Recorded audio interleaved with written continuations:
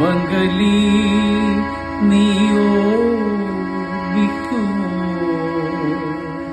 സ്വപ്നത്തിലെങ്കിലും ഈ ഗാനം ഒരു ഗൽഗതമായി മനസ്സിലുണരും ഒരു പ്രേമ പ്രവാചകന്മാരെ മനുഷ്യനും മതങ്ങളും ദൈവം. നമ്മുടെ പ്രിയപ്പെട്ട ദാസൻ ഈശ്വരനെ പോലും ഉണർത്തുകയും ചെയ്യുന്ന മലയാളിയുടെ സ്വകാര്യ അഹങ്കാരമായ പ്രിയപ്പെട്ട ദാസേട്ടൻ 1000 പൂർണ്ണചന്ദ്രന്മാരെ ദർശിച്ചുകൊണ്ട് തന്റെ ജൈത്ര യാത്ര തുടരുകയാണ്.